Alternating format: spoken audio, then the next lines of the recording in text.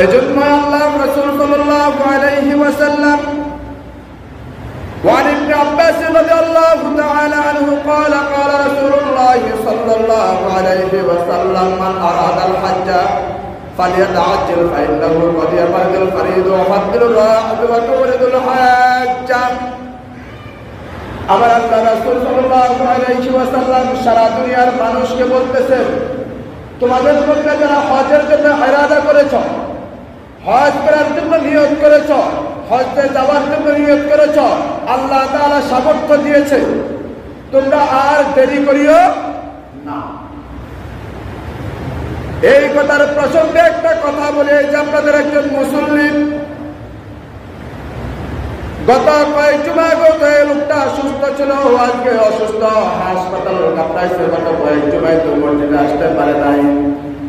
যদি এই ব্যক্তির উপরে যদি হজ ফরজ থাকতো, যদি হজ ফরজ পরেও যদি হজ না করতো, আল্লাহ রাসূল সাল্লাল্লাহু আলাইহি ওয়াসাল্লাম বলেন, যে ব্যক্তির উপর হজ ফরজ হইল কিন্তু হজ করলো না, সে কম ধর্মের উপর অবতীর্ণ হইয়া মৃত্যুবরণ করলো, সে ইহুদি হইয়া মৃত্যুবরণ করলো নাকি নাসারা হইয়া মৃত্যুবরণ করলো, আমি রাসূল আকরাম সাল্লাল্লাহু আলাইহি ওয়াসাল্লাম ঘোষণা দিচ্ছি, আমি তার বিষয়ে কিছুই জানি না।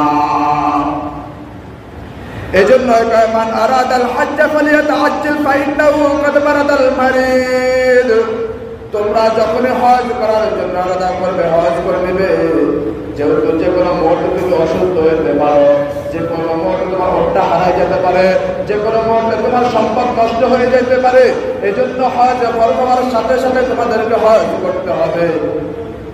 হজ করার বিধানের মালিক কে? আল্লাহ সুবহানাহু ওয়া তাআলা। হজ করতে হবে যাদের উপরে হজ ফরজ। বয়স্ক হলে হজ করার চিন্তা করিয়েন না, শরীরে শক্তি থাকা অবস্থায় সামর্থ্যবান হইলেই হজ করে দেবেন ইনশাআল্লাহ। সম্মানিত মুসলিম